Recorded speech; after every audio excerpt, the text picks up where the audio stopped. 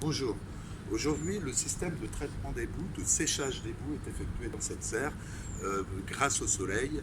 Il se trouve que ce système n'est pas très performant puisque au bout d'un an, les boues ne sont toujours pas sèches. Alors on se retrouve à les envoyer sur le continent encore humides dans des caissons étanches, mais ces boues ont tendance à colmater dans ces caissons et reviennent en partie sur les lieux puisqu'on n'arrive pas à complètement décoller les boues de ces caissons.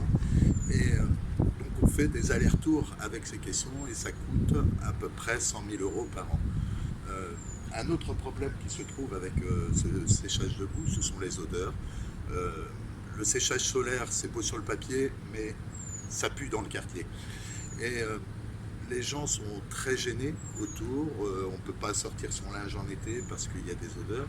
Donc nous avons imaginé un nouveau système pour remplacer cette serre. Alors ce système, il s'agit de la gazéification. On prend du bois qu'on va chauffer, transformer en gaz. Et puis ce gaz, on va alimenter un moteur qui va s'apparenter à un moteur de voiture. On va produire d'une part de l'électricité, et ça couvrira 50% du besoin de la station d'épuration, qui est le plus gros consommateur électrique de l'île, mais aussi va permettre, avec la chaleur générée par le moteur, de sécher les boues au fil de l'eau.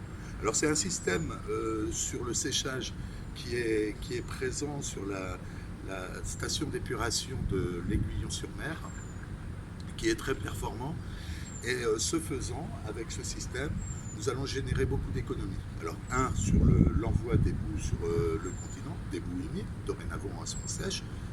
Deux, on va retirer les nuisances olfactives pour les riverains.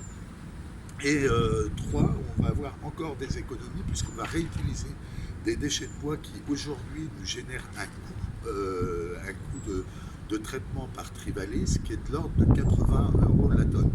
Alors l'étude économique a montré que le système était rentable et va générer des économies sur l'assainissement, donc ce qui permettra aussi de contenir nos factures d'assainissement, les factures de chacun.